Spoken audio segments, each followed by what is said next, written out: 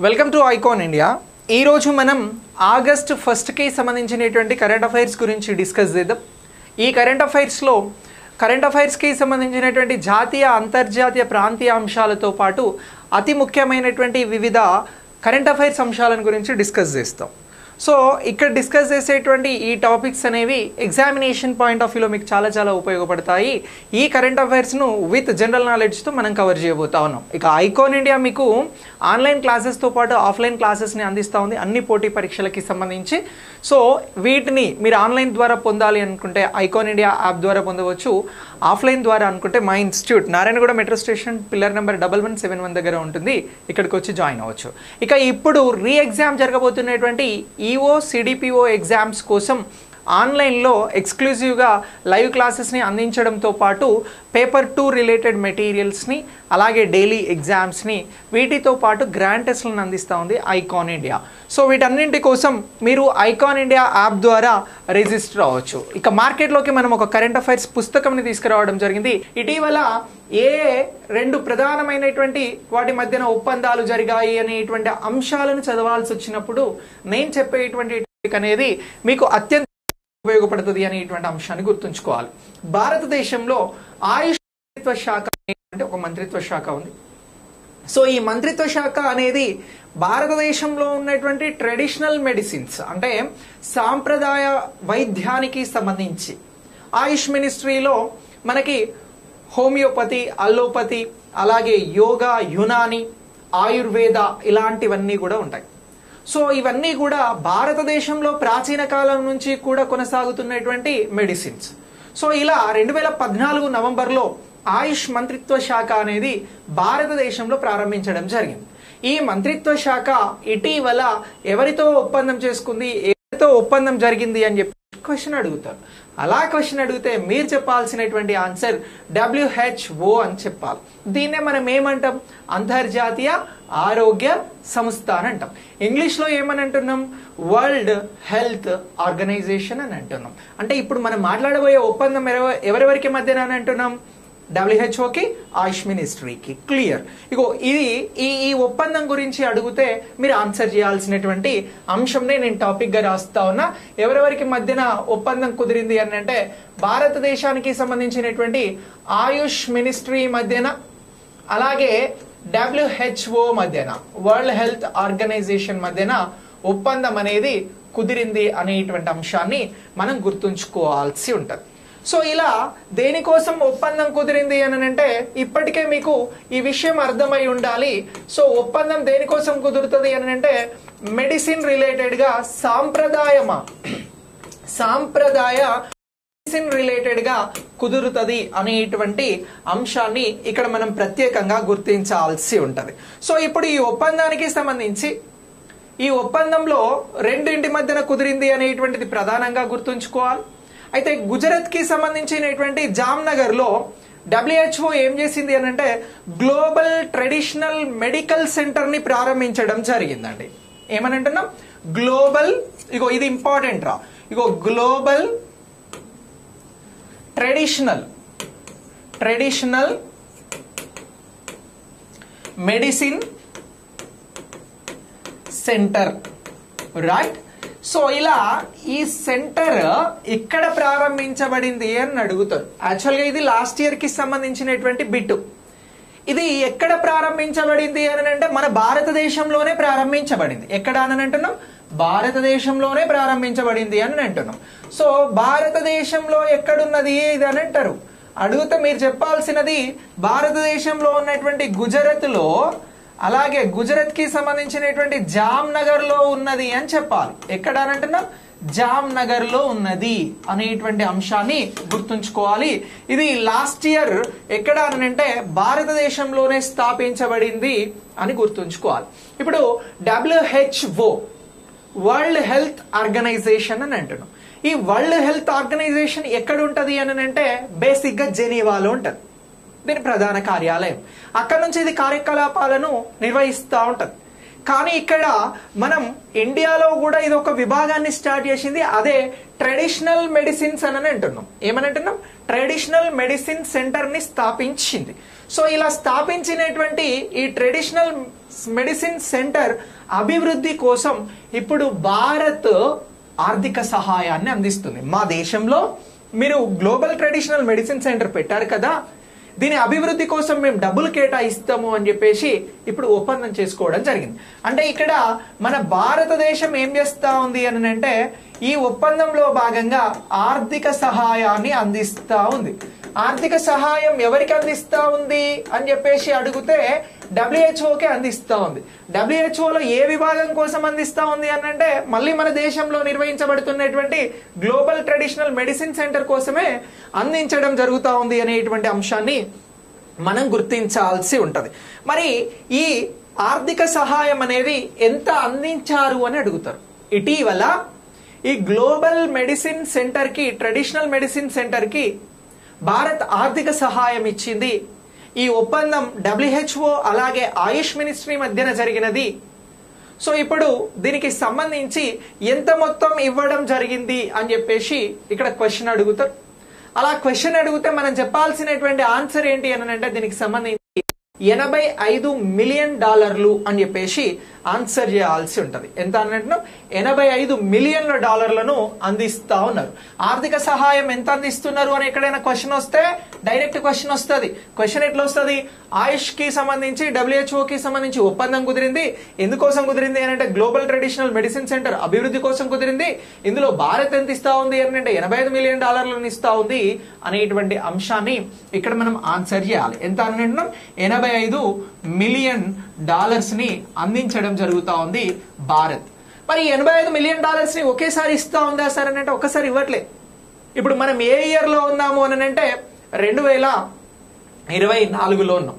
అయితే ఈ ఒప్పందానికి సంబంధించిన టైం ఎక్కడి నుంచి ఎక్కడి వరకు తీసుకుంటున్నారు? ఈ $85 మిలియన్ ఎప్పుడు ఇవ్వాలి అని ఏ టైం మధ్యలో ఇవ్వాలి అని నిర్ణయించారు అని అంటే ఇగో 2022 నుంచి 2032 వరకు, అంటే 10 సంవత్సరాల కాలానికి ఇంత మొత్తం ఇస్తా ఉన్నారు అనేటువంటి అంశాన్ని మనం గుర్తుంచుకోవాలి. ఎన్ని సంవత్సరాల కాలానికి అని అంటున్నాం? 10 సంవత్సరాల కాలానికి ఇంత మొత్తం ఇవ్వడం జరుగుతూ ఉంది అనేటువంటి అంశాన్ని మనం గుర్తించాల్సి ఉంటది. సో ఇలా భారతదేశం నుంచి ఈ ఒప్పందం కోసం ఎవరు పాల్గొనడం జరిగింది అని చెప్పేసి అడిగితే మనం చెప్పాల్సినటువంటి పేరు అరవింద్ బాగ్చి పాల్గొనడం జరిగింది అని చెప్పాలి. అలాగే డబ్ల్యూహెచ్ఓ నుంచి ఎవరు పాల్గొన్నారు దీనికి సంబంధించి అని అంటే ఎల్వార్డ్. ఏమని అంటున్నాం? బాగ్చి, ఎల్వార్డ్. ఇగో ఇద్దరు పేర్లను గుర్తుంచుకోండి. బాగ్చి ఇండియా నుంచి, ఇండియాకి ఈయన ప్రత్యేకమైనటువంటి ప్రతినిధి. అలాగే ఈయనకి అలాగే ఇంకెవరు అని అంటున్నాం? ఎల్వర్డ్. ఇగో ఈ ఇద్దరి మధ్యన ఒప్పందం కుదిరింది, ఒప్పందంపై సంతకాలు చేశారు అనేటువంటి పేర్లను కూడా గుర్తుంచుకోండి. పేర్లను అడగకపోవచ్చు, బహుశా ఒప్పందం గురించి అడగడానికి అవకాశం ఉంటుంది. సో అలా అడిగితే మీరు దీనికి సంబంధించి ఆన్సర్ చేయాలి. ఇలా ఆయుష్ కి సంబంధించినటువంటి కేంద్రానికి ఆయుష్ మంత్రిత్వ శాఖ అనేది కీలకం. సో ఆయుష్ ని, ట్రెడిషనల్ మెడిసిన్స్ ని గుర్తించేందుకు వరల్డ్ హెల్త్ ఆర్గనైజేషన్ అనేది చర్యలను చేపట్టింది. ఈ చర్యలలో భాగంగానే ఇక్కడ ట్రెడిషనల్ మెడిసిన్ సెంటర్ ని ప్రోత్సహించాలి అనేటువంటి ఉద్దేశంతో డబ్ల్యూహెచ్ఓ గుజరాత్ జామ్నగర్ లో దీన్ని ప్రారంభించింది. ఇప్పుడు దీనికి ఆర్థిక సహాయంగా 10 ఏళ్ల కోసం $85 మిలియన్ ఇస్తా ఉన్నారు అనేటువంటి అంశం మనం ప్రత్యేకంగా గుర్తుంచుకోవాల్సి ఉంటుంది. ఇక నెక్స్ట్, డబ్ల్యూహెచ్ఓ ప్రపంచంలో ఉన్నటువంటి వ్యాక్సిన్స్ ని గుర్తిస్తూ ఉంటదండి, మెడిసిన్స్ ని గుర్తిస్తూ ఉంటది. డబ్ల్యూహెచ్ఓ ప్రతిపాదనలతోటే అవి మనం వాడేటువంటి మెడిసిన్స్ అన్ని కూడా మార్కెట్లోకి వస్తూ ఉంటాయి. అలాంటిది ఇప్పుడు ఇంటర్నేషనల్ క్లాసిఫికేషన్ ఆఫ్ డిసీజ్ అనేటువంటిది ఒకటి ఉంటుందండి. ట్రెడిషనల్ మెడిసిన్స్ ని ఏ క్లాసిఫికేషన్ లో డబ్ల్యూహెచ్ఓ గుర్తిస్తా ఉంది అని అడుగుతారు. గుర్తించాలి, ఇది చాలా చాలా ఇంపార్టెంట్ పాయింట్. మెడిసిన్ క్లాసిఫికేషన్ లో ట్రెడిషనల్ మెడిసిన్స్ ని ఏ క్లాసిఫికేషన్ లో గుర్తించింది అని అడుగుతారు. అలా అడిగితే మీరు చెప్పాల్సింది ఏంటి అని అంటే ఇగో ఈ మెడిసిన్ క్లాసిఫికేషన్ కి సంబంధించి 11లో గుర్తించడం జరిగింది. డబ్ల్యూహెచ్ఓ అనేది ట్రెడిషనల్ మెడిసిన్స్ ని దేనిలో భాగంగా గుర్తించింది అని అంటే ఇంటర్నేషనల్ క్లాసిఫికేషన్ ఆఫ్ డిసీజ్ అని అంటున్నాం. ఏమని అంటున్నాం?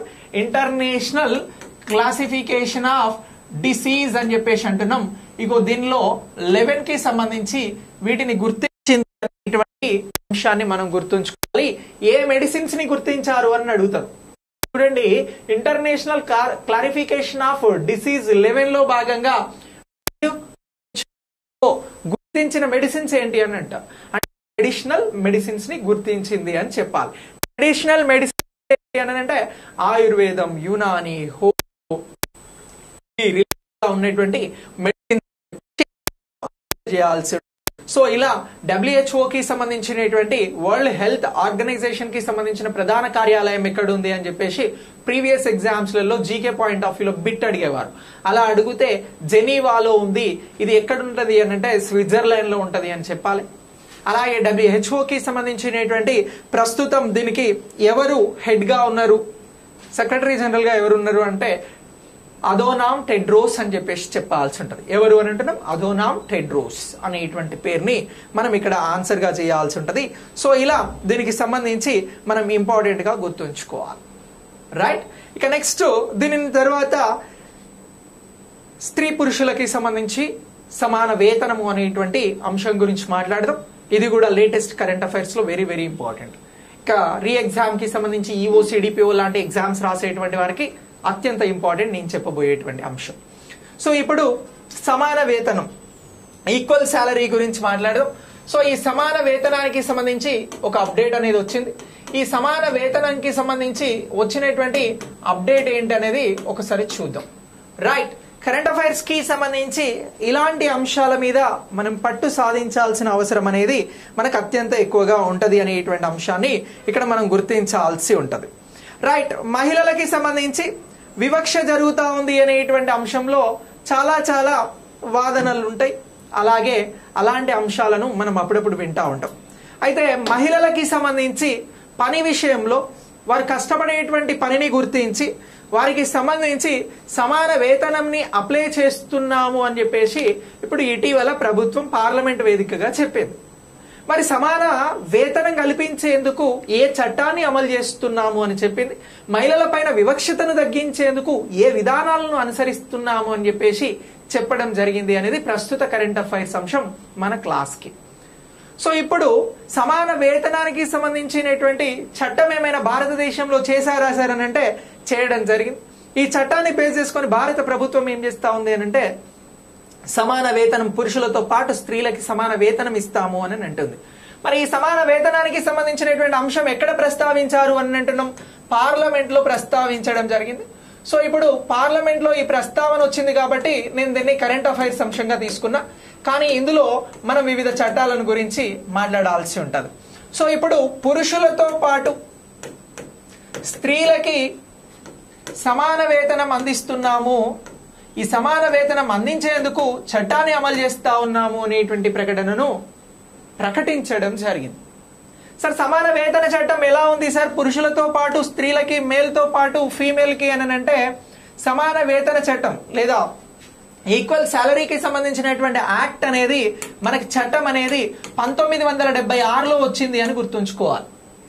ఈ 1976లో వచ్చినటువంటి ఈ చట్టాన్ని అమలు చేసి పురుషులకి స్త్రీలకి సమాన వేతనం ఇచ్చేందుకు సిద్ధంగా ఉన్నాము అని చెప్పేసి ప్రభుత్వం ప్రకటించినటువంటి అంశం అనేది మనకి అంశం. సమాన పారితోషిక చట్టానికి సంబంధించి దీనితో పాటు స్త్రీలకి సంబంధించి ఉన్నటువంటి వివక్షతను తగ్గించేందుకు ప్రయత్నం చేస్తున్నాము అని చెప్పేసి ప్రకటించడం జరిగింది. ఇక ఇందులో భాగంగా కనీస వేతనాలు, ఇదేమో సమాన వేతనం కోసం 1976 ఇస్తున్నాము అని చెప్పారు. మేల్ అండ్ ఫీమేల్ కి పురుషునికి ఎంత శాలరీ వస్తే స్త్రీకి కూడా అంతే శాలరీ వస్తుంది. దీనికోసం 1976లో ఒక చట్టం వచ్చింది. ఇగో ఈ చట్టం ప్రకారం స్త్రీలపై ఉన్నటువంటి వివక్షతను తగ్గిస్తున్నాము అని చెప్పారు. ఇక నెక్స్ట్ దీంతో పాటు మరొక అంశం ఏమిటి అని అంటే ఎవరైతే వేతనం కోసం వెళ్తారో, శాలరీ కోసం పనిచేస్తారో దీనికి సంబంధించి కనీస వేతన చట్టం ఇంత ఇవ్వాలి అని చెప్పేసి ఉంది. దీని వలన కూడా స్త్రీలపై ఉన్నటువంటి వివక్షతను తగ్గిస్తున్నాము అని చెప్పారు. మరి కనీస వేతన చట్టం ఎప్పుడొచ్చింది అనేటువంటి అంశాన్ని ప్రీవియస్ లో ఎగ్జామ్స్ లో అడిగారు. అలా అడుగుతూ మనం చెప్పాల్సింది ఏంటి అంటే కనీస వేతన చట్టం ఎప్పుడొచ్చింది అని చెప్పేసి క్వశ్చన్ అడిగారండి. ఇలా అడుగుతూ మనం చెప్పాల్సినటువంటి అంశం 1948లో వచ్చింది. భారతదేశానికి స్వతంత్రం వచ్చిన తర్వాత మొదటి సంవత్సరం 1948లో కనీస వేతన చట్టాన్ని తీసుకొచ్చారు. ఇగో ఇది కూడా వివక్షతను తగ్గించడానికి కృషి చేస్తా ఉంది, అమలు చేస్తా ఉన్నాము అని చెప్పారు. ఇక నెక్స్ట్ దీంతో పాటు వేతన చెల్లింపుల చట్టం, పని చేయించుకుని వేతనం ఇవ్వకపోతే దానికి కూడా ఒక చట్టం ఉంది. స్త్రీల పట్ల ప్రత్యేకమైనటువంటి శ్రద్ధ తీసుకుని ముందుకెళ్తా ఉంది. ఇగో దీనిని 1936లో తీసుకురావడం జరిగింది. ఏమని అంటున్నాం? కనీస వేతన చెల్లింపుల చట్టము అని అంటున్నాం. చెల్లింపుల చట్టం ఎప్పుడు వచ్చింది అని అడుగుతారు. ఇలా అడిగితే మీరు చెప్పాల్సిన 1936 చాలా చాలా ఇంపార్టెంట్ అంశాలు ఈఓ సిడిపిఓ ఎగ్జామ్స్ రాసేటువంటి అభ్యర్థులకి వీలైతే నోట్ చేసుకోండి. దీని తర్వాత మెటర్నిటీ బెనిఫిట్ చట్టం అనేది ఒకటి వచ్చింది. స్త్రీలు ఎవరైతే వారి సంతానోత్పత్తిలో లీవ్స్ తీసుకుంటారో ఆ బెనిఫిట్ ని పొందేందుకు కూడా చట్టం అనేది రావడం జరిగింది. ఈ చట్టంలో భాగంగా ప్రసూతి సెలవులు ఉంటాయి, వారికి సంబంధించిన సౌకర్యాల కోసం క్రెచ్ సెంటర్లని చేయాలనేటువంటి అంశం కూడా చట్టం భాగంగా ఏర్పాటు చేయడం జరిగింది.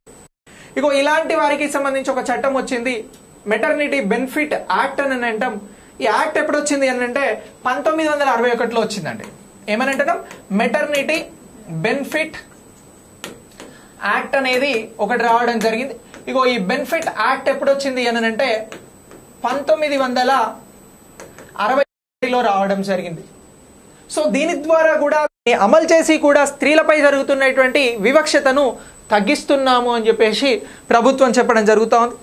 ఇక ప్రత్యేకంగా గనులు, క్వారీస్ ఇలాంటి వాటిలో ఎవరైతే పనిచేస్తూ ఉంటారో అలాంటి మహిళలకి సంబంధించి 1952లో ఒక చట్టం తీసుకురావడం జరిగింది. రేపు మిమ్మల్ని క్వశ్చన్ అడుగుతారు ఎగ్జామ్లో, గనులలో పనులు నిర్వహించేటువంటి మహిళల కోసం భారతదేశం ఏదైనా చట్టం వచ్చిందా, వస్తే ఎప్పుడు వచ్చింది చెప్పండి అని అడుగుతారు మిమ్మల్ని. దీనికి సంబంధించి గనుల చట్టం గురించి వచ్చినటువంటి అంశం గురించి వస్తే మనం చెప్పాల్సినది 1952 అని చెప్పాలి. ఏమని అంటున్నాం? గనుల చట్టం ఎప్పుడు వచ్చినది అని అంటే 1952లో రావడం జరిగింది అనేటువంటి అంశాన్ని ఇక్కడ మనం ప్రత్యేకంగా గుర్తించాల్సి ఉంటది. సో ఇలా గనుల చట్టం అనేది 1952లో వచ్చింది అనేటువంటి అంశాన్ని ఇక్కడ ప్రత్యేకంగా గుర్తుంచుకోవాలి. సో ఇలా స్త్రీలపై ఉన్నటువంటి వివక్షతను తగ్గించేందుకు భారత ప్రభుత్వం చర్యలు చేపడతా ఉంది అని చెప్పేసి పార్లమెంట్ వేదికగా ప్రకటించడం జరిగింది అనే అంశాన్ని గుర్తుంచుకోండి.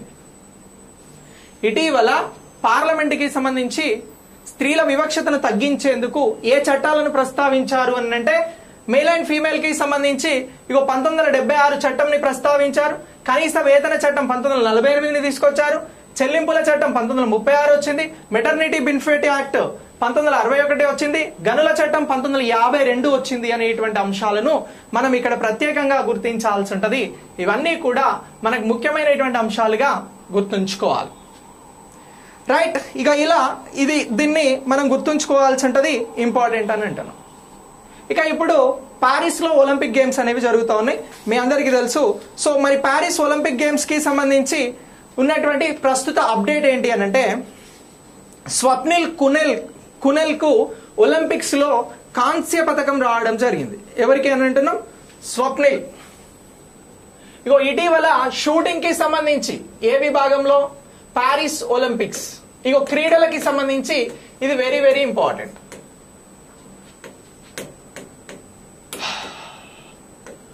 ప్యారిస్ ఒలింపిక్స్ అని అంటున్నాం.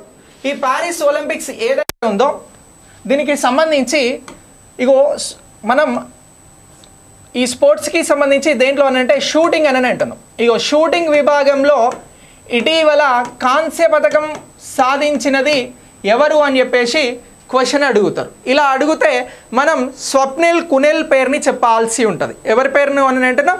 స్వప్నిల్ కునాలే. స్వప్నిల్. సో స్వప్నిల్ కునాలే ఎన్ని మీటర్ల విభాగంలో అనంటే 50 మీటర్ల విభాగంలో కాంస్య పథకంను సాధించడం జరిగింది. సో ఇలా కాంస్య పథకంను సాధించినటువంటి స్వప్నిల్ని ఎవరు అభినందించారు అని అంటే భారత ప్రధానమంత్రి పిఎం మోదీ గారు అభినందించడం జరిగింది అని చెప్పేసి ఇక్కడ గుర్తుంచుకోవాల్సి ఉంటుంది. ఇది ప్యారిస్ ఒలింపిక్స్కి సంబంధించి మనం గుర్తుంచుకోవాల్సినటువంటి ముఖ్యమైనటువంటి అంశం. సో ప్యారిస్ ఒలింపిక్స్ 2024లో స్వప్నిల్ ఏ పథకాన్ని సాధించాడు అని అంటారు, కాంస్య పథకాన్ని సాధించాడు అని చెప్పాలి. ఇగో దీనికి సంబంధించి ఎన్ని మీటర్ల విభాగంలో దీన్ని సాధించాడు అని అంటే 50 మీటర్ల రైఫిల్స్కి సంబంధించినటువంటి విభాగంలో దీన్ని సాధించాడు అనేటువంటి అంశాన్ని మనం గుర్తించాల్సి ఉంటుంది. మరి ఒలింపిక్ గేమ్స్ అనేవి 2024 జరుగుతున్నాయి. మొట్టమొదటిసారి ఎప్పుడు జరిగినవి అనేటువంటి అంశాన్ని కూడా ఇక్కడ క్వశ్చన్గా అడుగుతారు. అడిగితే 1896లో వీటిని నిర్వహించడం జరిగింది అని చెప్పాలి. మొదటిసారి ఒలింపిక్స్ ఎప్పుడు జరిగినాయి, జీకే బిట్టు ఇలా అడిగితే మొదటిసారి 1896లో ఒలింపిక్ గేమ్స్ అనేవి ఫస్ట్ టైం జరిగాయి అని అంటున్నాం. 1896లో మొదటిసారి ఒలింపిక్స్ గేమ్స్ జరిగాయి అనేటువంటి అంశాన్ని మనం గుర్తించాల్సి ఉంటుంది. సో ఇలా ఇగో దీనికి సంబంధించి ముఖ్యమైనటువంటి అంశంగా గుర్తుంచుకోవాలి. రైట్, ఇక నెక్స్ట్ దీని తర్వాత మరొక అంశం గురించి వస్తే మాన్యుమెంట్ కి సంబంధించినటువంటి ప్రాచీన అవశేషాలు ఏవైతే భారతదేశంలో ఉన్నాయో వీటికి సంబంధించిన మిషన్ ని ప్రారంభించడం జరిగిందండి. నేషనల్ మిషన్ ఆన్ మాన్యుమెంట్ కి సంబంధించినటువంటిది. So national mission on monument ఏదైతే ఉందో ఇగో దీనికి సంబంధించి దానిని ప్రారంభించడం జరిగింది. ఇగో దానిని గురించి ఒకసారి మాట్లాడదాం. సో ఇప్పుడు నేషనల్ మిషన్ ఆన్ మాన్యుమెంట్స్ కి సంబంధించినటువంటి ఒప్పందం అనేది మనకు ముఖ్యమైనటువంటి ఒప్పందంగా గుర్తుంచుకోవాలి. ఏమని అంటున్నాం, నేషనల్ మిషన్ ఆన్ మాన్యుమెంట్స్ కి సంబంధించినటువంటిది. సో ఇప్పుడు ఈ నేషనల్ మిషన్ ఆన్ మాన్యుమెంట్స్ ఏదైతే ఉందో ఇది భారతదేశంలో ఉన్నటువంటి ప్రాచీన అలాగే స్మారక చిహ్నాలు కట్టడాలు ఏవైతే ఉంటాయో వాటికి సంబంధించినటువంటి వాటిపైన ఈ మిషన్ వాటిని పరిరక్షించేందుకోసం కృషి చేస్తూ ఉంటుంది. సో ఈ మిషన్కి సంబంధించి 2 జాతీయ రిజిస్టర్లను రూపొందించడం జరిగింది. నేషనల్ మిషన్ ఆన్ మాన్యుమెంట్స్కి సంబంధించి ఇటీవల ఎన్ని రిజిస్టర్లను రూపొందించారు అని అంటారు, 2 రిజిస్టర్లను రూపొందించడం జరిగింది అనేటువంటి అంశాన్ని మనం ఇక్కడ గుర్తించాల్సి ఉంటుంది. సో ఇలా 2 రిజిస్టర్లను రూపొందించి ఏం చేస్తూ ఉన్నారు అని అంటే ఈ ప్రాచీన కట్టడాలు స్మారక చిహ్నాలు భారతదేశంలో ఏవైతే ఉన్నాయో వాటిని రక్షించేందుకు ప్రయత్నం చేస్తూ ఉన్నారు. ఈ రిజిస్టర్లను రూపొందించడంతో పాటు ఈ నేషనల్ మిషన్ ఆన్ మాన్యుమెంట్ ద్వారా ఎవరైతే చారిత్రాత్మకంగా ఉన్నటువంటి కట్టడాలపై కృషి చేసేటువంటి అభ్యర్థులు ఉంటారో వారందరితో ప్రత్యేకమైనటువంటి వర్క్షాప్స్ నిర్వహించడం జరుగుతూ ఉంది. ఇక్కడ క్వశ్చన్ అడుగుతాడు, నేషనల్ మిషన్ ఆన్ మాన్యుమెంట్ అనేది భారతదేశంలో ఎప్పుడు స్టార్ట్ అయింది అని చెప్పేసి ఇయర్ చెప్పాలి. మనం 2007లో దీన్ని ప్రారంభించడం జరిగింది అని చెప్పాలి. ఇక ఇటలీకి సంబంధించినటువంటి ప్రత్యేకమైనటువంటి యూనివర్సిటీస్తో ఒప్పందాలు చేసుకొని వారి సహకారాన్ని తీసుకొని భారతదేశంలో మాన్యుమెంట్స్ని పరిరక్షించేందుకు ప్రయత్నం చేస్తూ ఉన్నారు అని చెప్పేసి గుర్తుంచుకోవాలి.